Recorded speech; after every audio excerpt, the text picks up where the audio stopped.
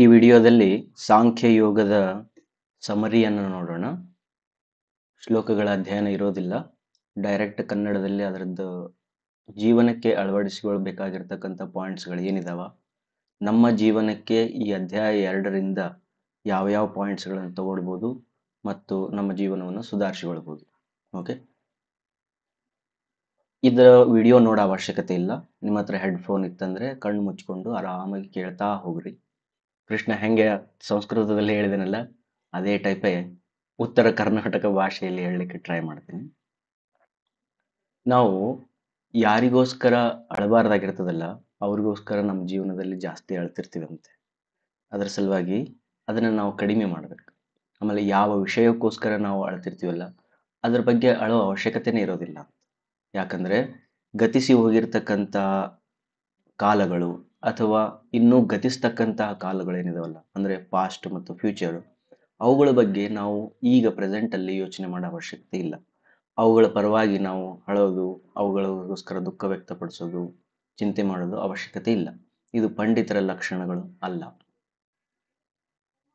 ಯಾಕಂದರೆ ನಾನು ಮತ್ತು ನೀವು ಮತ್ತು ಈ ಜನರು, ಈ ಸುತ್ತಮುತ್ತ ಏನೆಲ್ಲ ನಾವು ನೋಡ್ತಿದ್ವಲ್ಲ, ಈಗ ನಾವು ಅದೀವಿ ಅಂತ ನಮಗೆ ಅನಿಸ್ತದ. ಈಗ ನಾವು ಇದ್ದೇವೆ, ಹೌದಾ? ಬಟ್ ಇದಕ್ಕಿಂತ ಹಿಂದ್ಗಡೆ, ಅಂದರೆ ನಾವು ಹುಟ್ಟೋಕ್ಕಿಂತ ಮುಂಚೆ ಅವಾಗೂ ನಾವು ಇದ್ವಿ, ಆಮೇಲೆ ಸತ್ ಮೇಲೂ ಕೂಡ ನಾವು ಇರ್ತೀವಿ. ಹಾಗಾಗಿ ಈ ವಿಚಾರಕ್ಕೋಸ್ಕರ, ಅಂದರೆ ಪಾಸ್ಟಲ್ಲೂ ನಾವು ಇದ್ವಿ, ಪ್ರೆಸೆಂಟಲ್ಲಿ ಈಗ ಅದೀವಿ, ಇನ್ನು ಮುಂದೆ ಫ್ಯೂಚರಲ್ಲೂ ಕೂಡ ಅಕಸ್ಮಾತ್ ಏನೋ ಆಯಿತು ಅಂದರೆ ಸತ್ರೂ ಕೂಡ ನಾವು ಇರ್ತೀವಿ. ನಾವು ಎಲ್ಲೂ ಹೋಗಂಗಿಲ್ಲ. ಅದಕ್ಕೋಸ್ಕರ ಯೋಚನೆ ಮಾಡೋ ಅವಶ್ಯಕತೆ ಇಲ್ಲ. ಈ ಶರೀರದಲ್ಲಿ ನಾವೇನಿದ್ದೀವಲ್ಲ, ನಾನು ಅಂತ ಏನಿದ್ದೀನಲ್ಲ, ಅದು ಇನ್ನೂ ವ್ಯಾಖ್ಯಾನ ಕೊಟ್ಟಿಲ್ಲ, ನಾನು ಯಾರು ಅಂತೇಳಿ. ಬಟ್ ನಾವು ಕರೆಕ್ಟಾಗಿ ಯೋಚನೆ ಮಾಡಿದರೆ ನಮ್ಮ ಶರೀರನೇ ಚಿಕ್ಕದಿತ್ತು, ನಮ್ಮ ಶರೀರ ಬಹಳ ಚಿಕ್ಕದಿತ್ತು. ಅದಕ್ಕೆ ನಾವು ಆಹಾರವನ್ನು ಕೊಟ್ಟು, ನೀರು, ಮಳೆ, ಗಾಳಿ ಎಲ್ಲವನ್ನು ಕೊಟ್ಟು ಅದನ್ನು ಬೆಳೆಸ್ತಾ ಬಂದಿದ್ವಿ. ಪ್ರಕೃತಿಯ ಜೊತೆಗೆ ನಮ್ಮ ಶರೀರ ಬೆಳೀತಾ ಬಂತು. ಫಸ್ಟ್ ಅದು ಸಣ್ಣ ಮಗು ಇತ್ತು, ಆಮೇಲೆ ಕುಮಾರಾವಸ್ಥೆಗೆ ಬಂತು, ಯೌವನ ಆಯಿತು, ಆಮೇಲೆ ಮುಪ್ಪಿಗೂ ಬರ್ತದ. ಒಂದಲ್ಲ ಒಂದು ದಿನ ಶರೀರ ತನ್ನ ಕೆಲಸ ಮಾಡೋದನ್ನು ಬಿಟ್ಟಾಗ ಶರೀರದಲ್ಲಿ ಇರ್ತಕ್ಕಂಥ ಆತ್ಮ ಮತ್ತೆ ಬಿಟ್ಟು ಬೇರೆ ಕಡೆ ಹೋಗಿಬಿಡ್ತದೆ. ಇದರ ಬಗ್ಗೆ ನಾವು ಬಹಳ ಯೋಚನೆ ಮಾಡಿ ಮೋಹಿತರಾಗುವ ಅವಶ್ಯಕತೆ ಇಲ್ಲ. ನಮ್ಮ ಜೀವನದಲ್ಲಿ ಶೀತ ಉಷ್ಣಗಳು ಹೆಂಗೆ ಬರ್ತಾವಲ್ಲ, ಹಂಗೆ ಸುಖ ದುಃಖಗಳಿದಾವೆ. ತಣ್ಣನ ಗಾಳಿ ಬಂದು ನಮ್ಮ ಚರ್ಮಕ್ಕೆ ಸ್ಪರ್ಶ ಮಾಡಿದಾಗ ತಣ್ಣಗೆ ಫೀಲ್ ಆಗ್ತದ. ಬಿಸಿ ಗಾಳಿ ಬಂದು ನಮ್ಮ ಚರ್ಮಕ್ಕೆ ಸ್ಪರ್ಶ ಮಾಡಿದಾಗ ಬಿಸಿ ಫೀಲ್ ಆಗ್ತದೆ. ಮತ್ತೆ ಸ್ವಲ್ಪ ಆದಮೇಲೆ ಬಿಸಿನೂ ಇರಲ್ಲ, ತಣ್ಣಗನೂ ಇರಂಗಿಲ್ಲ, ಮತ್ತೆ ನಾರ್ಮಲ್ ಸ್ಥಿತಿ ಬರ್ತೀವಿ. ಪ್ರಕೃತಿಯಲ್ಲಿ ಆಗ್ತಕ್ಕಂಥ ಏರಿಳಿತಗಳಿಂದ ನಾವು ನಮ್ಮ ಜೀವನದಲ್ಲಿ ಕೆಲವು ಅನುಭವಗಳನ್ನು, ಫೀಲಿಂಗ್ಸ್ಗಳನ್ನು ವ್ಯಕ್ತಪಡಿಸ್ತೀವಿ. ಅದೇ ರೀತಿಯೇ ಸುಖ ಮತ್ತು ದುಃಖನೂ ಕೂಡ ಬರ್ತಾವೆ ಹೋಗ್ತವೆ. ಅವುಗಳಿಗೋಸ್ಕರ ನಾವು ಜಾಸ್ತಿ ಯೋಚನೆ ಮಾಡೋ ಅವಶ್ಯಕತೆ ಇಲ್ಲ. ಅವು ಬಂದು ಹೋಗುವಂಥವಾಗಿದ್ದಾವ, ಬಂದು ನಿಲ್ಲುವಂಥವಲ್ಲ. ಇವುಗಳ ಬಗ್ಗೆ, ಇಂತಹ ಸುಖಗಳ ಬಗ್ಗೆ ವ್ಯಥೆ ಪಡುವ ಅವಶ್ಯಕತೆ ಇಲ್ಲ. ಆದ್ದರಿಂದ ಸುಖ ಮತ್ತು ದುಃಖದೊಳಗೆ ಸಮಾನ ಸ್ಥಿತಿಯನ್ನು ಇಟ್ಕೊಂಡು ಹೋದರೆ ಅವನೇ ಧೈರ್ಯವಂತ ವ್ಯಕ್ತಿ, ಅವನು ಅಮೃತತ್ವವನ್ನು ಪಡೆಯಬಹುದು. ಇನ್ನೊಂದು ಭಾಳ ಇಂಪಾರ್ಟೆಂಟ್ ತಿಳ್ಕೊಳೋದು ಏನಂತಂದರೆ, ಸತ್ಯ ವಸ್ತುಗಳು ಮತ್ತು ಅಸತ್ಯ ವಸ್ತುಗಳು, ಅಥವಾ ಸತ್ಯ ಮತ್ತು ಅಸತ್ಯ. ಸತ್ಯ ಯಾವಾಗಲೂ ಇರ್ತದ ಮತ್ತು ಅಸತ್ಯ ಅದಕ್ಕೆ ಎಕ್ಸಿಸ್ಟೆನ್ಸೇ ಇಲ್ಲ. ಸತ್ಯ ಅಥವಾ ಸತ್ಯ ವಸ್ತುಗಳು, ಸತ್ಯ ಸ್ಥಿತಿ, ಸತ್ಯ ಪದಗಳು ಏನಿದಾವಲ್ಲ, ಅವು ಯಾವಾಗಲೂ ಇರ್ತವೆ. ಫಾರ್ ಎಕ್ಸಾಂಪಲ್ ಧರ್ಮ, ನ್ಯಾಯ, ನೀತಿ, ಒಳ್ಳೆಯದು, ಇವೇನಿದಾವಲ್ಲ ಇವು ಸತ್ಯ ನಿತ್ಯ ಆಗಿರ್ತಕ್ಕಂಥ. ಇವುಗಳಿಗೆ ಎಂದೂ ಕೂಡ ಅಭಾವ ಅಂತಕ್ಕಂಥದ್ದಿಲ್ಲ. ಅಸತ್ಯ ಏನದಲ್ಲ, ಮಾಡಿಫೈ ಮಾಡಿ ನಾವೇನೆಲ್ಲ ಹೇಳ್ತೀವಲ್ಲ, ಅದರದಕ್ಕೆ ಯಾವುದೇ ಅಸ್ತಿತ್ವ ಇಲ್ಲ. ಅದು ಇವತ್ತಿರ್ತದ, ನಾಳೆ ಇರಂಗಿಲ್ಲ. ಈ ರೀತಿ ತಿಳಿಯಲಾಗ್ಯದ. ಇದನ್ನ ತಿಳ್ಕೊಂಡ್ಮೇಲೂ ಕೂಡ ಜಾಸ್ತಿ ಯೋಚನೆ ಮಾಡೋ ಅವಶ್ಯಕತೆ ಇಲ್ಲ. ಅದರ ಸಲುವಾಗಿ ಈ ಜಗತ್ತೇನೈತಲ್ಲ, ಜಗತ್ತಿನಲ್ಲಿರೋ ಪ್ರತಿಯೊಂದೂ ಕೂಡ ರೂಟ್ ಒಳಗಡೆ, ಬೀಜ ರೂಪದೊಳಗೆ ಅದು ಅವಿನಾಶಿಯಾಗಿದೆ. ಬಟ್ ವಿನಾಶ ಯಾವುದಾಗ್ತದ? ಅದರಿಂದ ಮಾಡಿಫೈ ಮಾಡಿರ್ತಕ್ಕಂಥ ವಸ್ತುಗಳು ವಿನಾಶ ಆಗ್ತದೆ. ಬೆಸ್ಟ್ ಎಕ್ಸಾಂಪಲ್ ಅಂದರೆ ಮಣ್ಣು ಎಂದೂ ವಿನಾಶ ಆಗೋದಿಲ್ಲ, ಆದರೆ ಮಡಿಕೆಗಳು ವಿನಾಶ ಆಗ್ತವೆ. ಶರೀರ ವಿನಾಶ ಆಗ್ತದೆ, ಬಟ್ ಶರೀರ ಮಾಡಲ್ಪಟ್ಟಿದೆ ಮಣ್ಣಿನಿಂದ. ಮಣ್ಣು ಎಂದೂ ವಿನಾಶ ಆಗೋದಿಲ್ಲ. ಬಂಗಾರ, gold never destroy, but ornaments can be destroyed. ಅರ್ಥ ಆಯ್ತಲ್ಲ? ಹಾಗೆ ನಮ್ಮ ಈ ಜಗತ್ತಿನಲ್ಲಿರ್ತಕ್ಕಂಥ ಪ್ರತಿಯೊಂದು, ಈ ಜಗತ್ತು ಯಾವುದರಿಂದ ಮಾಡಲ್ಪಟ್ಟಿದೆಯಲ್ಲ, ಆ ಬೇಸ್ ಮಟೀರಿಯಲ್ ಏನದಲ್ಲ ಅದು ಅವಿನಾಶಿ ಅದು. ಮತ್ತು ಮಾಡಿಫಿಕೇಶನ್ಸ್ ಏನೆಲ್ಲ ಇದಾವಲ್ಲ ಅವೆಲ್ಲ ವಿನಾಶಿ ಆಗ್ತದೆ. ಅದರಿಂದ ಸತ್ಯ ಯಾವಾಗಲೂ ಅವಿನಾಶಿ ಅದ, ಅಸತ್ಯ ಮಾಡಿಫೈಡ್ ಮಾಡಿದ್ದು ಅದು ವಿನಾಶ ಆಗ್ತದೆ. ಈ ಶರೀರದಲ್ಲಿ ಇರ್ತಕ್ಕಂತಹ ಆ ಆತ್ಮನೂ ಕೂಡ ನಿತ್ಯವಾಗಿದ್ದಾನೆ. ನಿತ್ಯ ಅಂದ್ರೆ ಯಾವಾಗಲೂ ಇರ್ತಕ್ಕಂಥದ್ದು. ಹಿಂಗಂತಲ್ಲ ನಾವು ಹುಟ್ಟಿದ ಮೇಲೆ ಆತ್ಮ ಬಂತು, ನಾ ಸತ್ತ ಮೇಲೆ ಆತ್ಮ ಹೋಯ್ತು, ಹಂಗೇನಿಲ್ಲ. ಅದು ಯಾವಾಗಲೂ ಇರ್ತಕ್ಕಂಥದ್ದಾಗ್ಯದ. ಆದ್ರಿಂದ ಅದರ ಬಗ್ಗೆ ಯೋಚನೆ ಮಾಡೋ ಅವಶ್ಯಕತೆ ಇಲ್ಲ. ಯಾರಾದರೂ ಈ ಯಾವಾಗಲೂ ಇರ್ತಕ್ಕಂಥ ಆತ್ಮನೇ ಬೇರೆದವ್ರನ್ನ ಸಾಯಿಸ್ತು ಅಥವಾ ಬೇರೆದವ್ರ ಕಡೆಯಿಂದ ಸತ್ತಿತು, ಆ ಆತ್ಮ ಸತ್ತಿತು, ಆ ಆತ್ಮ ಇನ್ನೊಬ್ಬರನ್ನ ಸಾಯಿಸ್ತಾ ಇದೆ, ಈ ರೀತಿ ಮಾತುಗಳನ್ನು ಆಡ್ತಕ್ಕಂಥವ್ರು ಇಬ್ರು ಕೂಡ ತಿಳಿದವರಲ್ಲ. ಯಾಕಂದ್ರೆ ಆತ್ಮ ಯಾರನ್ನು ಸಾಯಿಸೋಕ್ಕೂ ಆಗಂಗಿಲ್ಲ, ಯಾರಿಂದ ಸಾಯಿಸಿಕೊಳ್ಳಲಿಕ್ಕೂ ಆಗೋದಿಲ್ಲ. ಆದ್ರಿಂದ ಅದರ ಬಗ್ಗೆ ಯೋಚನೆ ಮಾಡೋ ಅವಶ್ಯಕತೆ ಇಲ್ಲ. ಯಾಕೆ ಆತ್ಮನನ್ನ ಕೊಲ್ಲಲಿಕ್ಕೂ ಆಗಂಗಿಲ್ಲ ಮತ್ತು ಕೊಲ್ಲಲ್ಪಡ್ಲಿಕ್ಕೂ ಆಗಂಗಿಲ್ಲ ಅಂತಂದ್ರೆ, ಯಾಕಂದ್ರೆ ಅದು ಎಂದು ಹುಟ್ಟೋದಿಲ್ಲ, ಅದಕ್ಕೆ ಎಂದು ಸಾವು ಕೂಡ ಇಲ್ಲ.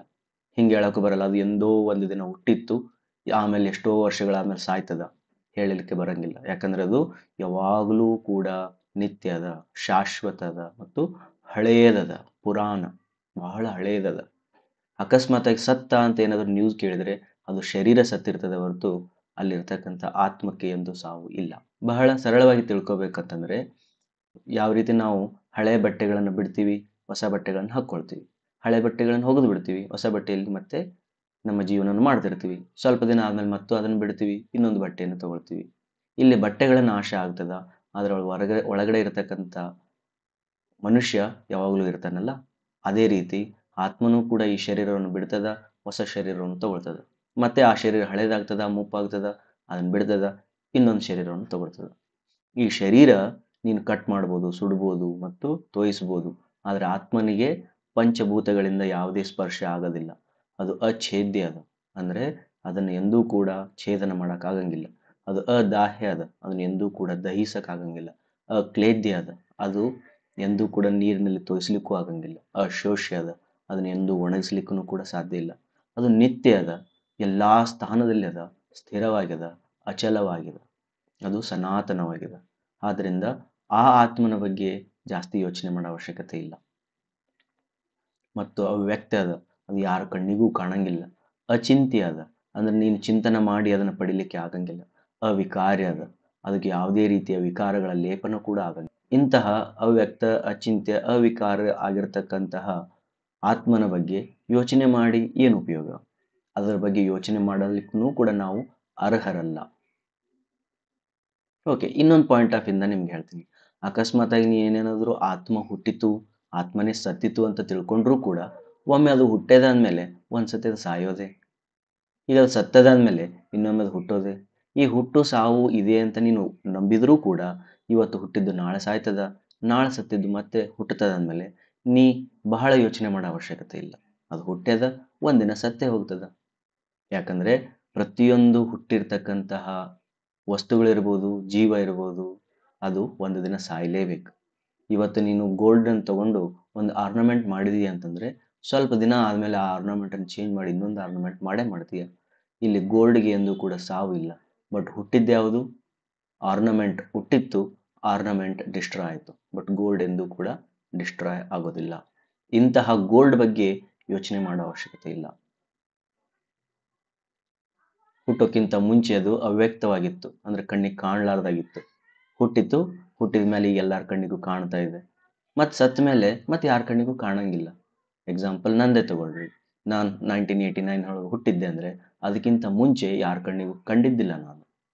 ಕಂಡಿದ್ರಿ 89ಕ್ಕಿಂತ ಮುಂಚೆ ನನ್ನನ್ನು ಯಾರೂ ನೋಡಿಲ್ಲ. ಬಟ್ 89ಲಿಂದ ಹಿಡ್ಕೊಂಡು ಈಗ ಎಲ್ಲರೂ ನನ್ನನ್ನು ನೋಡ್ತಾ ಇದ್ದಾರೆ. ಲೆಟ್ ಅಸ್ ಕನ್ಸಿಡರ್ 2089 100 ಇಯರ್ಸ್ ಆದಮೇಲೆ ಮತ್ತೆ ನಾ ಯಾರ ಕಣ್ಣಿಗೂ ಕಾಣಂಗಿಲ್ಲ. ಇದರ ಅರ್ಥ ನಾನು ಇಲ್ಲ ಅಂತಲ್ಲ, ನಾನು ಅವಾಗೂ ಇದ್ದೆ, ಈಗೂ ಅದೀನಿ, ಇನ್ನು ಮುಂದೆನೂ ಕೂಡ ಇರ್ತೀನಿ. ಇಂಥದ್ರ ಬಗ್ಗೆ ಯೋಚನೆ ಮಾಡಿ ಏನು ಉಪಯೋಗ? ಇಷ್ಟು ಅವಿನಾಶಿ, ಅವ್ಯಕ್ತ, ಅಚಿಂತ್ಯ ಇರತಕ್ಕಂತಹ ಆತ್ಮ ಅದನ್ನು ಯಾರಾದರೂ ಕಂಡಿಡಿದ್ರು, ಅನುಭವಕ್ಕೆ ತಂದ್ರು ಅಂದ್ರೆ ಅವ್ರು ನಿಜವಾಗ್ಲೂ ಆಶ್ಚರ್ಯ ಪಡ್ತಾರೆ. ಬಿಕಾಸ್ ಅಷ್ಟು ಸಟಲ್ ಆಗಿರ್ತಕ್ಕಂತಹ ಆತ್ಮ ಇದು. ಮತ್ತು ಅದನ್ನು ನಾ ಇನ್ನೊಬ್ರಿಗೆ ಎಕ್ಸ್ಪ್ಲೇನ್ ಮಾಡ್ತಿದ್ದೆ ಅಂದ್ರೂ ಕೂಡ ಆಶ್ಚರ್ಯವಾಗಿಯೇ ಎಕ್ಸ್ಪ್ಲೇನ್ ಮಾಡ್ಲಿಕ್ಕೆ ಶುರು ಮಾಡ್ತೀನಿ. ಕೇಳೋನು ಕೂಡ ಆಶ್ಚರ್ಯವಾಗಿ ಕೇಳ್ತಾ ಹೋಗ್ತಾನೆ. ಬಟ್ ಒಂದು ನೆನ್ಪಿಡಬೇಕು, ಇದು ಯಾವುದರಿಂದನೂ ಕೂಡ ನಾವು ಅರಿಯಲಿಕ್ಕೆ ಸಾಧ್ಯವಿಲ್ಲ.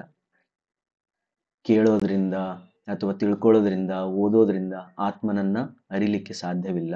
ಅದು ಅನುಭವದಿಂದ ಮಾತ್ರ ಸಿಗಬೇಕು. ಈಗ ನಿನಗೆ ಆತ್ಮ ಮತ್ತು ಶರೀರದ ಎರಡರದ್ದು ಡಿಫ್ರೆನ್ಸ್ ಗೊತ್ತಾಯ್ತು. ಆತ್ಮ ಅವಿನಾಶಿ ಅದ, ಶರೀರ ವಿನಾಶಿ ಅದ. ಆತ್ಮನ ಸಾವು ಹುಟ್ಟಿನ ಬಗ್ಗೆ ಯೋಚನೆ ಮಾಡೋ ಅವಶ್ಯಕತೆ ಇಲ್ಲ. ಶರೀರದ ಮಾಡಿಫಿಕೇಶನ್ಸ್ ಆಗ್ತಾನೆ ಇರ್ತವೆ. ಆದ್ದರಿಂದ ನಮ್ಮ ಜೀವನದಲ್ಲಿ ಸಮತ್ವ, ಸುಖ, ದುಃಖ, ಶೀತ, ಉಷ್ಣ ಎಲ್ಲವನ್ನೂ ಕೂಡ ನಾವು ಸಮಾನ ನೋಡ್ಕೊಂಡು ಹೋಗ್ಲಿಕ್ಕೆ ಅರ್ಹರದೀವಿ. ಜಾಸ್ತಿ ಯೋಚನೆ ಮಾಡೋ ಅವಶ್ಯಕತೆ ಇಲ್ಲ. ಆದರೆ ಇನ್ನೊಂದು ಪಾಯಿಂಟ್ ಆಫ್ ವ್ಯೂನು ಕೂಡ ನಾವು ನೋಡೋಣ. ಹಾಗಾದರೆ ಈ ರೀತಿ ಇದ್ದುಕೊಂಡು ಆತ್ಮ ನಾನು ಅಂತ ಅನ್ಕೊಂಡು, ಶರೀರ ನಾನಲ್ಲ, ಇದು ಜಡ ವಸ್ತು ಅಂತ ಅನ್ಕೊಂಡು ಬದುಕೋದು ಹೇಗೆ? ಅದನ್ನು ನಾನು ಹಿಂಗ ಹೇಳ್ಕೊಡ್ತೀನಿ. ನಾವು ಹುಟ್ಟಿದೀವಿ ಅಂತಂದ್ರೆ ಏನೋ ಒಂದು ಕಾರಣ ಇದ್ದೇ ಇರ್ತದೆ. ಯಾವುದೋ ಒಂದು ಕಾರಣವನ್ನು ತೆಗೆದುಕೊಂಡು ಬಂದು ನಾವು ಹುಟ್ಟಿರ್ತೀವಿ. ಅದಕ್ಕೆ ಕಾರಣ ಶರೀರ ಅಂತಲೂ ಕೂಡ ಯೋಗಿಗಳು ಹೇಳ್ತಾರೆ. ಆ ಕಾರಣ ಶರೀರದಿಂದ ಹುಟ್ಟಿದೀವಿ ಅಂದಮೇಲೆ ಆ ಕಾರಣದ ನಾಶ ಆಗಂಗಿಲ್ಲ. ಆದ್ದರಿಂದ ಆ ಕಾರಣವನ್ನು ನಾವು ಈ ಜೀವನದಲ್ಲಿ ಬದುಕಲೇಬೇಕು. ಆ ಬದುಕಿ ಆ ಕಾರಣವನ್ನು ಸಮಾಪ್ತಿ ಮಾಡಿದಾಗ ಮಾತ್ರ ನಾವು ಹೋಗು. ಆದ್ದರಿಂದ ಕರ್ಮ ಮತ್ತು ಈ ಜೀವನದ ಬೀಜ ರೂಪ ಏನದಲ್ಲ, ಆ ಪ್ರಯತ್ನದ ಬೀಜ ರೂಪ ಏನದಲ್ಲ, ಅದರದ್ದು ಎಂದೂ ಸಾವಿಲ್ಲ. ಆದ್ದರಿಂದ ನೀ ಬಂದಿದ್ದೀ ಅಂದಮೇಲೆ ನಿನ್ನ ಕೆಲಸವನ್ನು ನೀ ಮಾಡ್ಕೊಂಡು ಹೋಗ್ಬೇಕು. ಆದರೆ ಒಂದು ನೆನ್ಪಿಟ್ಕೋ, ನಿನ್ನ ಮನಸ್ಸು ನಿಶ್ಚಲವಾಗಿತ್ತು ಮತ್ತು ನಿಶ್ಚಯವಾಗಿತ್ತು ಅಂತಂದ್ರೆ ನಿನಗೆ ಒಂದೇ ದಾರಿ ಕಾಣ್ತದೆ. ಒಂದನ್ನು ಫಾಲೋ ಮಾಡ್ತಿದ್ದಿ, ಅದು ಯಾವುದಾದ್ರೂ ಇರ್ಬೋದು, ದರ್ಶನಗಳಿರ್ಬೋದು, ಧರ್ಮ ಇರ್ಬೋದು, ಏನಾದರೂ ಇರ್ಬೋದು. ನೀ ಒಂದನ್ನು ಫಾಲೋ ಮಾಡು, ಅದರಿಂದನೇ ನೀವು ಓದಿ ಅಂದರೆ ನಿಶ್ಚಯಾತ್ಮಕವಾಗಿ ನೀ ಏನು ಮುಟ್ಬೇಕಾಗಿರೋದು ಮುಟ್ತಿದ್ದಿ. ಅಕಸ್ಮಾತಾಗಿ ನೀನು ಅನಿಶ್ಚಯದಲ್ಲಿ ಬಂದೆ ಅಂದರೆ ಅವಾಗ ನಿನಗೆ ಬಹಳ ದಾರಿಗಳು ಕಾಣ್ತವೆ. ಬಹಳ ದಾರಿಗಳನ್ನು ಕಾಣೋದ್ರಿಂದ ನಾವು ನಮ್ಮ ಗುರಿಯನ್ನು ಮುಟ್ಲಿಕ್ಕೆ ಸಾಧ್ಯ ಇಲ್ಲ. ಆಮೇಲೆ ಬಹಳ ಇಂಪಾರ್ಟೆಂಟ್, ಯಾರಾದರೂ ಹೂವಿನಂತ ಮಾತಾಡಿ ನಿನ್ನನ್ನು ಬಹಳ ಮೋಹಿತರನ್ನಾಗಿ ಮಾಡ್ತಾ ಇದ್ರೆ, ಈ ಜಗತ್ತಿನ ಸುಂದರತೆಯನ್ನು ಬೇರೆ ರೀತಿಯಲ್ಲಿ ವರ್ಣನೆ ಮಾಡಿ ಇಲ್ಲಿ ನಿಮ್ಮನ್ನ ಈ ಜಗತ್ತಿನ ಜಾಲದಲ್ಲಿ ನಿಮ್ಮನ್ನೇನು ಸಿಕ್ಕಿ ಹಾಕ್ಸ್ಲಿಕ್ಕೆ ಟ್ರೈ ಮಾಡಿದ್ರೆ ಅಂಥವ್ರ ಮಾತು ಕೇಳಕ್ ಹೋಗ್ಬೇಡ. ಅವರು ಅವಿವೇಕಿಗಳದ. ಕೆಲವರು ಸ್ವರ್ಗದ ಮಾತುಗಳ ಹಾಡೋದಾಗಿರ್ಬೋದು, ಈ ಜಗತ್ತಿನ ವೈಭವವನ್ನು ಬೇರೆ ರೀತಿಯಲ್ಲಿ ಎಕ್ಸ್ಪ್ಲೇನ್ ಮಾಡಿ ಈ ಜಗತ್ತೇ ನಮಗೆಲ್ಲ, ಹುಟ್ಟಿದೀವಿ ಅಂದಮೇಲೆ ಏನದು ಎಲ್ಲ ಅನುಭವಿಸಿ ಎಲ್ಲ ಎಂಜಾಯ್ ಮಾಡಿ ಎಲ್ಲವನ್ನು ನೋಡಿ ಸತ್ತು ಹೋಗ್ಬಿಡ್ಬೇಕು ಅಂತ ನಿನಗೆ ಹೂವಿನಂಥ ಮಾತುಗಳನ್ನು ಆಡಿ ಸ್ವರ್ಗದ ಆಸೆಗಳನ್ನು ತೋರಿಸಿ ಇವೆಲ್ಲ ವೇದ ಶಾಸ್ತ್ರಗಳಲ್ಲಿ ಬರೆದಿದ್ದಾವ, ಅದನ್ನೇ ನಾ ಹೇಳ್ತಾ ಇದ್ದೀನಿ ಅಂತ ಏನಾದರೂ ನಿನಗೆ ಯಾರಾದರೂ ಹೂವಿನಂತ ಮಾತಾಡಕ್ಕೆ ಬಂದರೆ ಅವರನ್ನು ತಿರಸ್ಕರಿಸು. ಯಾಕಂದರೆ ಅವರು ತಿಳಿದವರಲ್ಲ, ಅವರು ಯಾವುದನ್ನು ಕಂಡವರಲ್ಲ. ಭೋಗ, ಐಶ್ವರ್ಯ ಇವುಗಳ ಮೇಲೆ ಆಸಕ್ತಿ ಇಟ್ಟಿರ್ತಕ್ಕಂತಹ ವ್ಯಕ್ತಿ, ಅವನ ಮನಸ್ಸು, ಅವನ ಬುದ್ಧಿ ಅಪಹರಿಸಿಕೊಂಡು ಹೋಗಿಬಿಡ್ತದೆ. ನೀನು ನಿನ್ನತನವನ್ನು ನೀನು ಪಡಲಿಕ್ಕೆ ಸಾಧ್ಯ ಇಲ್ಲ. ಯಾಕಂದ್ರೆ ಈ ಜಗತ್ತಲ್ಲಿ ಸಿಗ್ತಕ್ಕಂಥ ಭೋಗ ಐಶ್ವರ್ಯಗಳು ಶರೀರ ಮತ್ತು ಶರೀರದ ಇಂದ್ರಿಯಗಳನ್ನು ಖುಷಿಪಡಿಸಲಿಕ್ಕೆ ಇದಾವೆ. ಆದರೆ ಆತ್ಮ ಮತ್ತು ಆತ್ಮದ ಇಂದ್ರಿಯಗಳನ್ನು ಖುಷಿಪಡಿಸಲಿಕ್ಕೆ ಈ ಜಗತ್ತಿನಲ್ಲಿ ಯಾವುದೇ ರೀತಿಯ ವಸ್ತುಗಳು ಇಲ್ಲ. ಆದ್ದರಿಂದ ಅಂತಹ ಹೂವಿನಂಥ ಮಾತುಗಳು ಯಾರಾದರೂ ಆಡಿದರೆ ಅವ್ರನ್ನ ತಿರಸ್ಕರಿಸಿಬಿಡು. ನೀನು ನಿಶ್ಚಯವಾಗಿರ್ತಕ್ಕಂಥ ಒಂದು ಬುದ್ಧಿಯನ್ನು ಇಟ್ಕೋ, ಒಂದೇ ಮಾರ್ಗದಲ್ಲಿ ಮುಂದುವರಿತಾ ಹೋಗು. ಈ ಜಗತ್ತಲ್ಲಿ ಪ್ರಕೃತಿಯಲ್ಲಿ ಈ ಪ್ರಕೃತಿ ಏನಿದೆಲ್ಲ ಅದು 3 ಗುಣಗಳಿಂದ ಮಾಡಲಾಗಿದೆ. ಸತೋಗುಣ, ರಜೋಗುಣ, ತಮೋಗುಣ. ಈ ಸತೋ ರಜೋ ತಮೋ ಗುಣಗಳಿಂದ ಹುಟ್ಟಿರ್ತಕ್ಕಂಥ ಈ ಪ್ರಕೃತಿಯಲ್ಲಿ ಎಷ್ಟೋ ರೀತಿಯ ಹಲ್ಚಲ್ಗಳಿದಾವೆ, ಏರಿಳಿತಗಳಿದಾವೆ. ಅರ್ಥ ಆಯ್ತಾ? ಈ ಸತೋ ರಜೋ ತಮೋಗಳ ಬಗ್ಗೆ ನಾನು ನಿನಗೆ ಆಮೇಲೆ 14ನೇ ಅಧ್ಯಾಯದಲ್ಲಿ ಹೇಳಲಿಕ್ಕೆ ಶುರು ಮಾಡ್ತೀನಿ. ಬಟ್ ಅಲ್ಲಿವರೆಗೂ ಇಷ್ಟೇ ತಿಳ್ಕೊ, ಈ 3 ಗುಣಗಳಿಂದನೂ ಕೂಡ ನಾವು ದೂರ ಆಗೋಣ ಮತ್ತು ದ್ವಂದ್ವಗಳಿಂದ ದೂರ ಆಗೋಣ. ಯಾವಾಗಲೂ ಸತ್ಯದ ಕಡೆಗೇನೆ ನಾವು ಇರೋಣ ಮತ್ತು ಬೇಕು ಬೇಡಗಳನ್ನು ತಿರಸ್ಕರಿಸೋಣ. ನಾನು ಆತ್ಮ ಅದೀನಿ, ನನ್ನ ಆತ್ಮಸ್ಥಿತಿಯಲ್ಲೇ ನಾನು ಯಾವಾಗಲೂ ಇರ್ತೀನಿ ಅನ್ನೋ ಒಂದು ಪಣವನ್ನು ತಟ್ಕೊಳ್ಳೋಣ. ಯಾವಾಗ ನೀನು ಅವಿನಾಶಿ, ಅನಿತ್ಯ, ಅಚಿಂತ್ಯ, ಅವ್ಯಕ್ತ, ಅಕ್ಲೇದ್ಯ, ಅಶೋಷ್ಯ ಈ ರೀತಿ ತಿಳ್ಕೊಂಡಿರ್ತಕ್ಕಂಥ ನಿನ್ನನ್ನು ನೀನು ಅರ್ಥ ಮಾಡಿಕೊಂಡಿರ್ತಕ್ಕಂತಹ ನೀನು ಸಾಗರನೇ ನಿನ್ನ ಕೈಯಲ್ಲಿ ಸಿಕ್ಕಂಗಾಗಿರ್ತದೆ. ಹಾಗಾಗಿ ಸಣ್ಣ ಪುಟ್ಟ ನದಿಗಳಿಗೆ, ಸಣ್ಣ ಪುಟ್ಟ ಜಲಪಾತಗಳಿಗೆ ಆಸೆ ಪಡಬೇಡ. ಸಣ್ಣ ಸಣ್ಣ ಖುಷಿಗಳಿಗೆ, ಸ್ಮಾಲ್ ಇಂದ್ರಿಯ ಸುಖಗಳಿಗೆ ಆಸೆ ಪಟ್ಟು ಎಂಟೈರ್ ಜೀವನವನ್ನು ವೇಸ್ಟ್ ಮಾಡ್ಕೊಳಕ್ಕೆ ಹೋಗ್ಬೇಡ.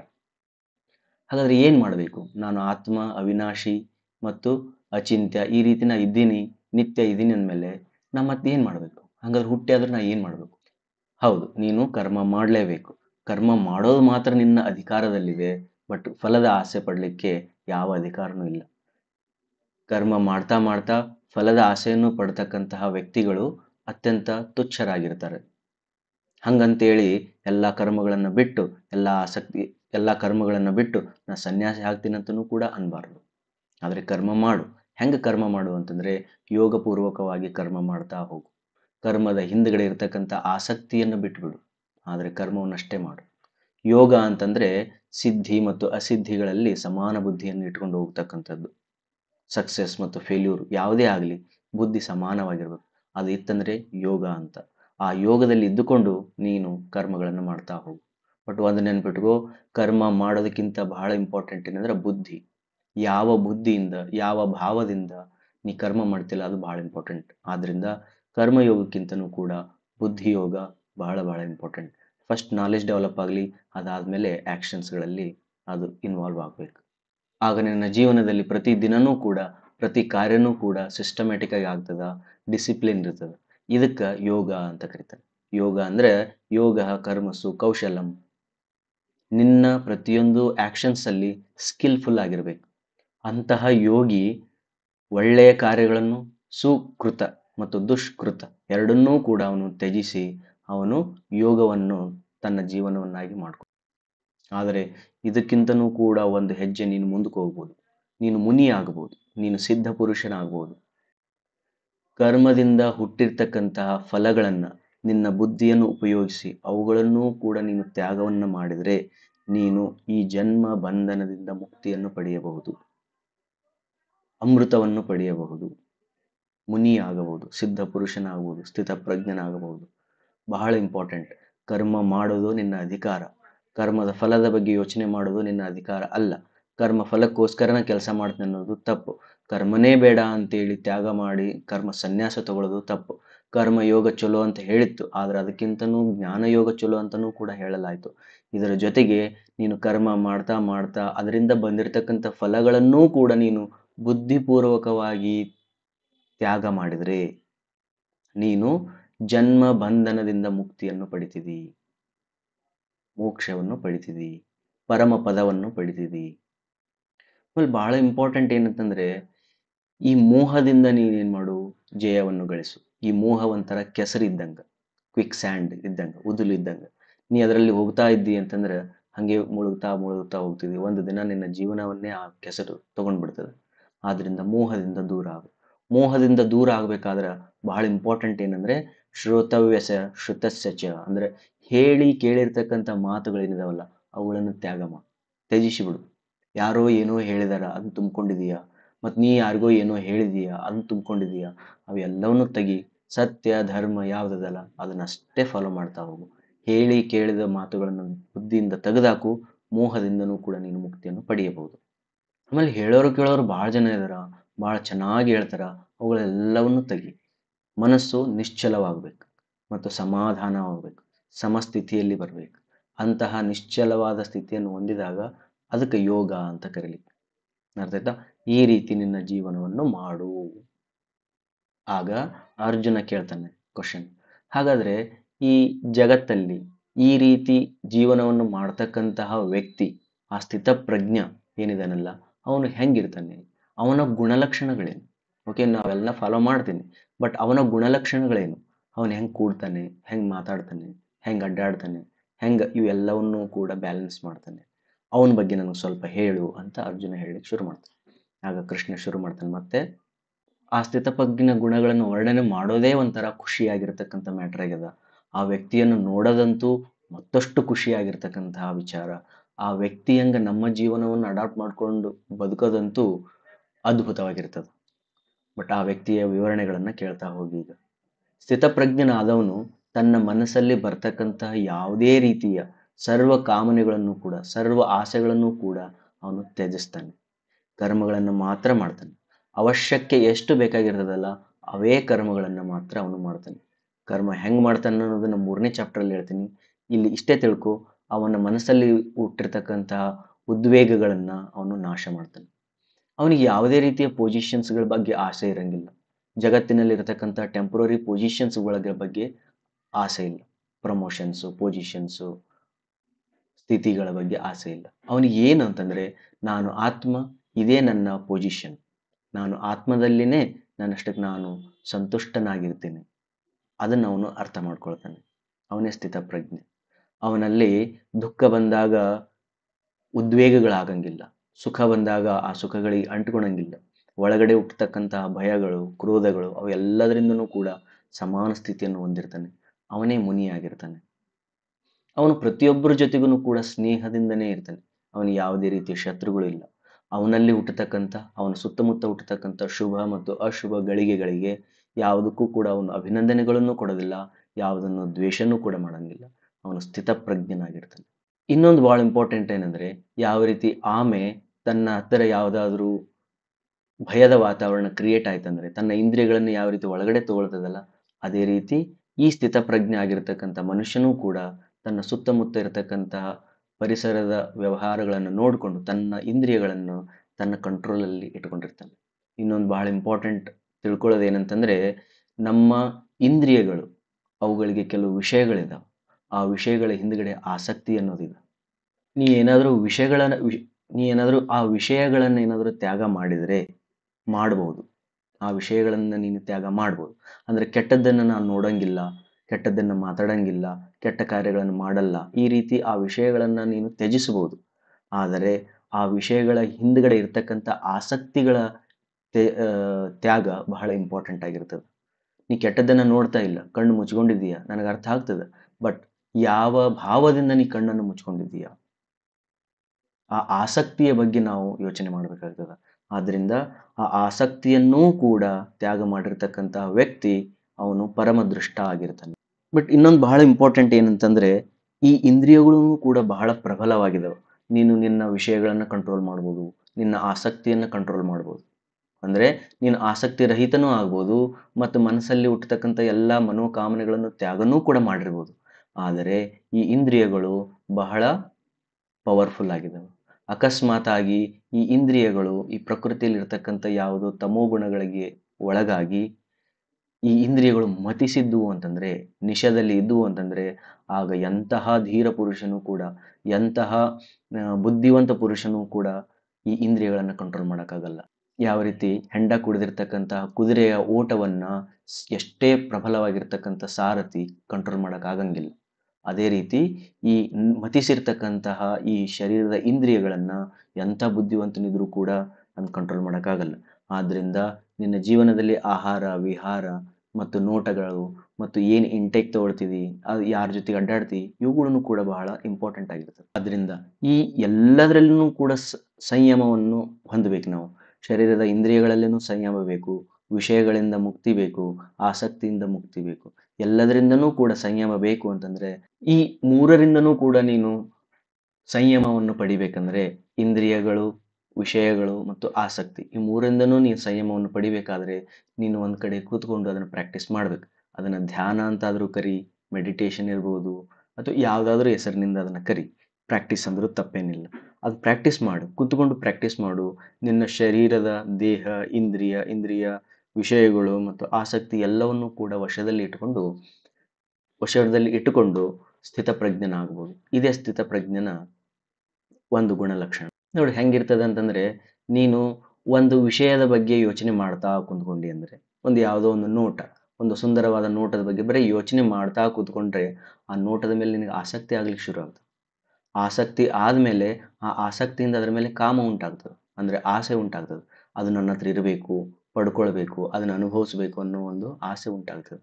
ಆ ಆಸೆ ಉಂಟಾಗಿರ್ತದಲ್ಲ, ಆ ಆಸೆ ಈಡೇರಲಿಲ್ಲ ಅಂದ್ರೆ ಅವಾಗ ನಿನ್ನಲ್ಲಿ ಸಿಟ್ಟು ಬರ್ಲಿಕ್ಕೆ ಶುರು ಆಗ್ತದೆ. ಆ ಸಿಟ್ಟಿನಿಂದ ಮೋಹ ಶುರು ಆಗ್ತದೆ. ಅಂದ್ರೆ ನೀನು ಕೆಸರಿನಲ್ಲಿ ಸಿಕ್ಕಾಕೊಂಡ್ಬಿಡ್ತೀಯ. ನನಗೆ ಯಾಕೆ ಸಿಕ್ಕಿಲ್ಲ ಅನ್ನೋ ವಿಷಯದಲ್ಲಿ ಸಿಕ್ಕಾಕೊಂಡ್ಬಿಡ್ತೀಯ. ಆ ಮೋಹದಿಂದ ನಿನ್ನ ಬುದ್ಧಿ ಭ್ರಂಶ, ಆ ಬುದ್ಧಿ ನಾಶ ಆಗ್ತದೆ. ಬುದ್ಧಿ ನಾಶ ಆಯ್ತು ಅಂತಂದ್ರೆ ನಿನ್ನ ಸಂಪೂರ್ಣ ಜೀವನನೇ ಅಧೋಗತಿಯಲ್ಲಿ ಹೋಗ್ತದೆ. ಆದ್ರಿಂದ ಫಸ್ಟ್ ಬೀಜ ಎಲ್ಲಿದೆ ಅಂದ್ರೆ ವಿಷಯಗಳ ಬಗ್ಗೆ ಚಿಂತನೆ. ವಿಷಯಗಳ ಬಗ್ಗೆ ಚಿಂತನವನ್ನು ತ್ಯಾಗ ಮಾಡಿದಿ ಅಂತಂದ್ರೆ ಆಗ ಆಸಕ್ತಿನೂ ಕೂಡ ದೂರ ಹೋಗ್ತದ. ಆಸಕ್ತಿ ದೂರ ಹೋಯ್ತು ಅಂದ್ರೆ ಕಾಮನೆಗಳು ದೂರ ಆಗ್ತದ. ಕಾಮನೆಗಳು ದೂರ ಆಯ್ತು ಅಂದ್ರೆ ಕ್ರೋಧ ಬರಂಗಿಲ್ಲ. ಕ್ರೋಧ ಇಲ್ಲ ಅಂದ್ರೆ ಮೋಹ ಇಲ್ಲ. ಮೋಹ ಇಲ್ಲ ಅಂದ್ರೆ ಬುದ್ಧಿಯ ವಿಕಾಸ ಆಗ್ತದ. ಬುದ್ಧಿಯ ವಿಕಾಸ ಆಯ್ತು ಅಂದ್ರೆ ಜೀವನದ ವಿಕಾಸ ಆಗ್ತದೆ. ಉಲ್ಟಾ ಹೇಳಿದೆ, ಶ್ರೀಕೃಷ್ಣ ಇದನ್ನು ಉಲ್ಟಾ ಹೇಳಿದ್ದೆ. ವಿಷಯಗಳ ಬಗ್ಗೆ ನೀನು ಯೋಚನೆ ಮಾಡ್ತಿದೀಯಾ, ಅದರಿಂದ ಆಸಕ್ತಿ ಉಂಟಾಗ್ತದ. ಆಸಕ್ತಿಯನ್ನು ಫುಲ್ಫಿಲ್ ಮಾಡ್ಲಿಕ್ಕೆ ನೀನು ಹೊಡೆದಾಡ್ತೀಯ. ಫುಲ್ಫಿಲ್ ಆಗ್ಲಿಲ್ಲ ಅಂದ್ರೆ ಕ್ರೋಧಗಳು ಬರ್ತದ. ಫುಲ್ಫಿಲ್ ಆತಂದ್ರೆ ಸಾಧನೆ ಇಲ್ಲ. ಜಗತ್ತಿನಲ್ಲಿ ನಮ್ಮ ಶರೀರದ ಇಂದ್ರಿಯಗಳಿಗೆ ಯಾವುದೇ ರೀತಿಯ ಸುಖವನ್ನು ಕೊಟ್ಟು ನೀವು ಫುಲ್ಫಿಲ್ ಮಾಡ್ಲಿಕ್ಕೆ ಸಾಧ್ಯನೇ ಇಲ್ಲ. ಪ್ರತಿಯೊಂದು ಆಸೆಗಳು ಪ್ರತಿಯೊಂದು ಇಚ್ಛೆಗಳನ್ನು ಕೂಡ ನಮ್ಮ ಶರೀರದ ಇಂದ್ರಿಯಗಳನ್ನ ಅರ್ಧ ರೂಪದಲ್ಲಿ ಮಾತ್ರ ಫುಲ್ಫಿಲ್ ಮಾಡ್ತದೆ, ಪೂರ್ಣ ರೂಪದಲ್ಲಿ ಫುಲ್ಫಿಲ್ ಆಗಂಗಿಲ್ಲ. ಆದ್ರಿಂದ ನೀನು ಕ್ರೋಧ ಬರ್ಲಿಕ್ಕೇನೆ ಉಂಟು, ಕ್ರೋಧಿ ಆಗೇ ಆಗ್ತೀಯ. ಕ್ರೋಧ ಆದ್ಮೇಲೆ ಕೆಸರಿನಂತಹ ಮೋಹದಲ್ಲಿ ಸಿಕ್ಕಾಕೊಳ್ತೀಯ. ಅದರಿಂದ ಬುದ್ಧಿ ಧ್ವಂಸ ಆಗ್ತದ. ಬುದ್ಧಿ ನಾಶ ಆದ್ಮೇಲೆ ಅಧೋಗತಿಗೆ ಹೋಗ್ತೀಯ. ಆದ್ರಿಂದ ರಾಗ ದ್ವೇಷ ಇವೆರಡನ್ನೂ ಬಿಟ್ಬಿಡು. ಅಟ್ಯಾಚ್ಮೆಂಟ್ ಡಿಟ್ಯಾಚ್ಮೆಂಟ್ ಎರಡನ್ನೂ ಬಿಟ್ಟುಬಿಡು. ಆ ರೀತಿ ಇದ್ದುಕೊಂಡು ನಿನ್ನ ಸ್ಥಿತಿಯಲ್ಲಿ ನೀನು ಆತ್ಮಸ್ಥಿತಿಯಲ್ಲಿ ನೀನು ಇದ್ದುಕೊಂಡು ಅತ್ಯಂತ ವಿಧೇಯನಾಗಿ ಬಹಳ ಒಬಿಡಿಯಂಟ್ ಆಗಿ ಈ ಇಂದ್ರಿಯಗಳ ಉಪಯೋಗವನ್ನು ಮಾಡ್ಕೊ. ಆ ರೀತಿ ಇಂದ್ರಿಯಗಳ ಉಪಯೋಗವನ್ನು ಮಾಡ್ಕೊಂಡಿ ಅಂತಂದ್ರೆ ಅವಾಗ ನಿನಗೊಂದು ಪ್ರಸಾದ ಸಿಗ್ತದೆ. ಯಾವುದು? ಅಮೃತದ ಪ್ರಸಾದ ಸಿಗ್ತದೆ. ಆ ಪ್ರಸಾದದಿಂದನೇ ನಿನ್ನ ಜೀವನದಲ್ಲಿರೋ ಸರ್ವ ದುಃಖಗಳನ್ನು ಕೂಡ ನಾಶ ಆಗ್ತವೆ. ಅವಾಗ ನಿನ್ನ ಚೇತನ ಪ್ರಸನ್ನವಾಗ್ತದ. ನೀನು ಅತ್ಯಂತ ಶಾಂತಿಯನ್ನು ಪಡಿತೀಯ. ಅವಾಗ ನಿನ್ನ ಬುದ್ಧಿ ಸ್ಥಿರ ಆಗ್ತದ. ಅಕಸ್ಮಾತ್ ನೀವು ಉಲ್ಟನೂ ಯೋಚನೆ ಮಾಡು. ನಿನ್ನಲ್ಲಿ ಒಂದು ನಿಶ್ಚಯವಾಗಿರ್ತಕ್ಕಂಥ ಬುದ್ಧಿನೇ ಇಲ್ಲ ಅಂತಂದ್ರೆ ನಿನ್ನಲ್ಲಿ ಭಾವನೆಗಳೇ ಇರಂಗಿಲ್ಲ. ಭಾವನೆನೇ ಇಲ್ಲ ಅಂತಂದ್ರೆ ಶಾಂತಿ ಇಲ್ಲ. ಹಂಗಾರೆ ಶಾಂತಿ ಇಲ್ಲ ಅಂದಮೇಲೆ ಸುಖ ಹೆಂಗೆ ಸಿಕ್ಕಿತ್ತು? ಹಾಗಾಗಿ ಫಸ್ಟ್ ಬುದ್ಧಿಯ ಮೇಲೆ ನಾವು ಕಾನ್ಸಂಟ್ರೇಟ್ ಮಾಡಬೇಕು. 2ನೇ ಚಾಪ್ಟರ್ ಅಧ್ಯಾಯದಲ್ಲಿ ನಾನು ಸಾಂಖ್ಯಯೋಗ ಹೇಳ್ತಾ ಇದ್ದೀನಿ, ಕರ್ಮದ ಬಗ್ಗೆನೂ ಸ್ವಲ್ಪ ಇಂಟ್ರೊಡಕ್ಷನ್ ಕೊಟ್ಟಿದ್ದೀನಿ. ಆದರೆ ಬುದ್ಧಿಯನ್ನ ನೀನು ಪವರ್ಫುಲ್ ಮಾಡ್ಕೊಳ್ಳೋದು, ಬುದ್ಧಿಯನ್ನ ಪ್ಯೂರ್ ಮಾಡ್ಕೊಳ್ಳೋದು ಬಹಳ ಬಹಳ ಇಂಪಾರ್ಟೆಂಟ್. ಬುದ್ಧಿಯನ್ನ ನೀನು ಸರಿಯಾಗಿ ಇಟ್ಕೊಲಿಲ್ಲ ಅಂದ್ರೆ, ಮನಸ್ಸನ್ನ ನಿನ್ನ ಅಧೀನದಲ್ಲಿ ಇಟ್ಕೊಲಿಲ್ಲ ಅಂತಂದ್ರೆ ಯಾವ ರೀತಿ ಬಿರುಗಾಳಿ ಶಾಂತವಾಗಿ ಹೋಗ್ತಕ್ಕಂಥ ಹಡಗನ್ನ ದಿಕ್ಕನ್ನ ಬದಲಾಯಿಸ್ಬಿಡ್ತದೆ. ಕಂಟ್ರೋಲ್ಗೇನೆ ಬರಂಗಿಲ್ಲ ಅಂಬಿಗನ ಕೈಯಲ್ಲಿ. ಆ ರೀತಿ ಈ ಇಂದ್ರಿಯಗಳೂ ಕೂಡ ನಿನ್ನ ಮನಸ್ಸನ್ನು ಯಥಾಪ್ರಕಾರವಾಗಿ ಚಂಚಲವಾಗಿ ನಿನ್ನ ದಿಕ್ಕನ್ನೇ ಬದಲಾಯಿಸ್ಬಿಡ್ತವೆ. ಆದ್ರಿಂದ ಬುದ್ಧಿಯ ಕಡೆಗೆ ಜಾಸ್ತಿ ಒಲವನ್ನು ಕೊಟ್ಟು ಅದನ್ನ ಪ್ಯೂರ್ ಮಾಡ್ಕೊ, ಜ್ಞಾನವನ್ನು ಪಡಿ. ಅದರ ಸಲುವಾಗಿ ಬುದ್ಧಿಯುಕ್ತವಾಗಿ ನೀನು ಇಂದ್ರಿಯ ಮತ್ತು ಇಂದ್ರಿಯಗಳ ವಿಷಯಗಳ ಮೇಲೆ ಗೆಲುವನ್ನು ಹೊಂದಬೇಕು. ಬುದ್ಧಿಯುಕ್ತವಾಗಿ ಅಂದ್ರೆ ನೀನು ಫಸ್ಟ್ ಜ್ಞಾನಿ ಆಗ್ಬೇಕು. ನಿನ್ನ ಇಂದ್ರಿಯಗಳನ್ನ ನಿನ್ನ ಅರ್ಥ ಮಾಡ್ಕೊಳ್ಬೇಕು, ವಶದಲ್ಲಿ ತಗೊಳ್ಬೇಕು. ಆಮೇಲೆ ಕರ್ಮಯೋಗದಲ್ಲಿ ಇನ್ವಾಲ್ವ್ ಆಗ್ಬೇಕು. ಈ ರೀತಿ ಇದ್ದಿ ಅಂತಂದ್ರೆ ನೀನು ಸ್ಥಿತಪ್ರಜ್ಞನಾಗಿರ್ತೀಯ, ಯೋಗಿಯಾಗಿರ್ತೀಯ. ಈ ಯೋಗಿ ಆದವನು ಹೆಂಗಿರ್ತಾನಂತಂದ್ರೆ, ಸಾಮಾನ್ಯ ಮನುಷ್ಯ ಯಾವ ವಿಷಯಗಳ ಬಗ್ಗೆ ಚಿಂತೆ ಮಾಡ್ತಿದ್ದಾನಲ್ಲ ಆ ವಿಷಯಗಳ ಬಗ್ಗೆ ಅವಶ್ಯಕತೆ ಈ ವ್ಯಕ್ತಿಗೆ ಇರಂಗಿಲ್ಲ. ಈ ವ್ಯಕ್ತಿ ಯಾವ ವಿಚಾರವಾಗಿ ಯೋಚನೆ ಮಾಡ್ತಿದ್ದಾನಲ್ಲ ಇವುಗಳು ಸಾಮಾನ್ಯ ವ್ಯಕ್ತಿಗೆ ಬೇಕಾಗಿಲ್ಲ. ಅವನು ಮಲಗುವ ಸಮಯ ಇವನು ಎದ್ದಿರ್ತಾನೆ, ಇವನು ಎದ್ದಿರುವ ಸಮಯ ಅವನು ಮಲಗ್ತಾನೆ. ಇಲ್ಲಿ ಮಲಗುವುದು ಎದ್ದೇಳೋದಂದ್ರೆ ಸಮಯದ ಪರ್ಯಂತ ನಾವು ಮಾತಾಡ್ತಾ ಇಲ್ಲ. ಇಲ್ಲಿ ಭಾವನೆಗಳ ವಿಚಾರವಾಗಿ ಯೋಚನೆ ಮಾಡಲಾಗಿದೆ. ಇಂತಹ ಮುನಿ, ಇಂತಹ ಸ್ಥಿತಪ್ರಜ್ಞ, ಇಂತಹ ಯೋಗಿ ಹೆಂಗಿರ್ತಾನೆ ಅಂದ್ರೆ ಒಂದು ಸಾಗರ ಇದ್ದಂಗಿರ್ತಾನೆ. ಯಾವ ರೀತಿ ಸಾಗರದಲ್ಲಿ ಎಲ್ಲಾ ರೀತಿಯ ನದಿಗಳು ಬಂದು ಸೇರ್ಕೊಳ್ತವೆ. ಆದರೆ ಸಾಗರ ತನ್ನ ಮರ್ಯಾದೆಯನ್ನು ಬಿಡೋದಿಲ್ಲ. ಎಲ್ಲವನ್ನೂ ಕೂಡ ತನ್ನಲ್ಲಿ ಸಮಾವೇಶ ಮಾಡ್ಕೊಂಡು ಬಿಡ್ತದೆ. ಕೆಸರಿನಿಂದ ಬಂದಿರೋ ನದಿಗಳಿರ್ಬೋದು, ಪ್ಯೂರ್ ನದಿಗಳಿರ್ಬೋದು, ಹೊಲಸು ನದಿಗಳಿರ್ಬೋದು, ಏನೆಲ್ಲ ಇರ್ಬೋದು, ಸಾಗರ ಎಲ್ಲವನ್ನು ತನ್ನಲ್ಲಿ ಸಮಾವೇಶ ಮಾಡ್ಕೊಳ್ತದೆ. ಸಾಗರ ಇನ್ಫಿನಿಟಿ ಇದ್ದಂಗೆ. ಇನ್ಫಿನಿಟಿಯಿಂದ ನೀನು ಎಷ್ಟೋ ನೀರುಗಳನ್ನು ತೆಗಿ, ಅದು ಇನ್ಫಿನಿಟಿನೇ ಇರ್ತದೆ. ಇನ್ಫಿನಿಟಿಯಲ್ಲಿ ನೀನು ಎಷ್ಟಾದರೂ ಆ್ಯಡ್ ಮಾಡು, ಅದು ಇನ್ಫಿನಿಟಿನೇ ಇರ್ತದೆ. ಈ ರೀತಿ ಸಮಬುದ್ಧಿಯನ್ನು ಹೊಂದಿರತಕ್ಕಂಥ ಯೋಗಿ ಸ್ಥಿತಪ್ರಜ್ಞನು ಕೂಡ ಸಾಗರ ಆಗಿದ್ದಾನೆ. ಅವನ ಸುತ್ತಮುತ್ತ ಎಷ್ಟೇ ಕಾಮನೆಗಳು, ಎಷ್ಟೇ ಆಸೆಗಳು, ಕಾಮ ಕ್ರೋಧ ಲೋಭ ಮೋಹ ಮದ ಮತ್ಸರ ಅವನು ಒಳಗಡೆ ಆದರೂ ಹುಟ್ಟುಕೊಳ್ಳಿ, ಹೊರಗಡೆಯಿಂದ ಅವನನ್ನು ಪ್ರೇರಿತರನ್ನಾಗಿಯಾದರೂ ಮಾಡಲಿ, ಆದರೆ ಅವನು ಸಾಗರದಂತೆ ಎಲ್ಲವನ್ನೂ ಸಮಾವೇಶ ಮಾಡಿಕೊಂಡು ಬಿಡ್ತಾನೆ, ಸ್ಥಿತನಾಗಿರ್ತಾನೆ. ಅಂತಹ ಈ ರೀತಿ ಪ್ರತಿಯೊಂದು ಕಾಮನೆಗಳನ್ನು ಕೂಡ ತನ್ನಲ್ಲಿ ಸಮಾವೇಶ ಮಾಡಿಕೊಂಡಿರ್ತಕ್ಕಂತಹ ವ್ಯಕ್ತಿ, ಅವನ ಜೀವನ ಚರಿತ್ರೆ ಅದರಲ್ಲಿ ಅವನು ಎಲ್ಲೂ ಕೂಡ ಅಂಟುಕೊಂಡಿರಂಗಿಲ್ಲ. ಅವನಲ್ಲಿ ಮೋಹನೂ ಇರೋದಿಲ್ಲ, ಅಹಂಕಾರನೂ ಇರಲ್ಲ. ಅಂತಹ ವ್ಯಕ್ತಿ ಶಾಂತಿಯನ್ನು ಪಡೆಯುತ್ತಾನೆ. ಇದು ಎಲ್ಲ ಆ ಸ್ಥಿತಪ್ರಜ್ಞನ ಗುಣಲಕ್ಷಣಗಳು. ಇಂತಹ ಸ್ಥಿತಪ್ರಜ್ಞನು ಇನ್ನೊಂದು ಪಡಿಬೇಕು ಅನ್ನೋ ಆಸೆನೂ ಕೂಡ ಅವನಿಗಿರಂಗಿಲ್ಲ. ಒಂದು ಸತಿ ನೀ ಸ್ಥಿತಪ್ರಜ್ಞೆ ಆದ್ರಂದ್ರೆ ನಿಮಗೆ ಇನ್ನೊಂದು ಬೇಕು, ಇದನ್ನು ಪಡಿಬೇಕು ಅನ್ನೋ ಆಸೆ ಇರೋದೇ ಇಲ್ಲ. ಯಾಕಂದ್ರೆ ನೀವು ನಿಮ್ಮಲ್ಲೇ ನೀವು ಸಂತುಷ್ಟರಾಗಿ ಬಿಟ್ಟಿರ್ತೀರಿ. ಆತ್ಮನಲ್ಲಿಯೇ ಸಂತುಷ್ಟನಾಗಿರ್ತದೆ. ಆತ್ಮನಲ್ಲಿಯೇ ಸಂತುಷ್ಟ ಆಗೋದು, ಈ ಶಬ್ದ ಏನಿದಲ್ಲ ಇದು ಬಹಳ ಬಹಳ ಬಹಳ ಮೀನಿಂಗ್ಫುಲ್ ಅದ. ಒಂದು ಸತೆ ನಿಮ್ಮ ಸೀಟ್ ಮೇಲೆ ನೀವು ಶಾಶ್ವತ ಆದ್ರಿ ಅಂತಂದ್ರೆ ಈ ಜಗತ್ತಿನಿಂದ ಯಾವುದೇ ರೀತಿಯ ಕಾಮನೆಗಳು ಇರಂಗಿಲ್ಲ. ಅವಾಗ ನೀವು ಬ್ರಹ್ಮವನ್ನೇ ಪಡೆದಂಗಾಗ್ತದ. ನಿರ್ವಾಣಕ್ಕೆ ನೀವು ಅಧಿಕಾರಿ ಆಗ್ತೀರಿ, ಜಗತ್ತಿನ ಅಧಿಕಾರಿ ಆಗ್ತೀರಿ. ಪರಮಾತ್ಮನಲ್ಲಿ ನೀವು ಲೀನನೂ ಕೂಡ ಆಗ್ತೀರಿ. ಇದು 2ನೇ ಅಧ್ಯಾಯ. ನಾನು 1ನೇ ವಿಡಿಯೋದಲ್ಲಿ ನಿಮ್ಗೆ ಹೇಳಿದ್ದೀನಿ, ನಮಗ ಮುಕ್ತಿ ಮೋಕ್ಷ ದುಃಖದಿಂದ ದೂರ ಆಗಲಿಕ್ಕೆ ಭಗವದ್ಗೀತೆಯಲ್ಲಿ 17 ಮಾರ್ಗಗಳಿದಾವ ಅಂತೇಳಿ. ಇದು 1ನೇ ಮಾರ್ಗ. ಈ ರೀತಿ ನಿಮ್ಮ ಜೀವನವನ್ನು ಮಾಡಿದ್ರೂ ಕೂಡ ನೀವು ದುಃಖದಿಂದ ದೂರ ಆಗ್ತೀರಿ, ನಿರ್ವಾಣವನ್ನು ಪಡಿತೀರಿ, ಯಾವಾಗಲೂ ಸುಖ ಪುರುಷರಾಗ್ತೀರಿ. ಅದಾಯ್ತಾ? ಇನ್ನು ಮುಂದಿನ ಅಧ್ಯಾಯವನ್ನ ಕರ್ಮದ ಯೋಗದ ಪಾಯಿಂಟ್ ಆಫ್ ವ್ಯೂ, ನಾವು ಯಾವ ರೀತಿ ನಮ್ಮ ಜೀವನವನ್ನು ನಿಭಾಯಿಸಬೇಕು ಅನ್ನೋದನ್ನ ನೆಕ್ಸ್ಟ್ ನೋಡೋಣ. Thank you.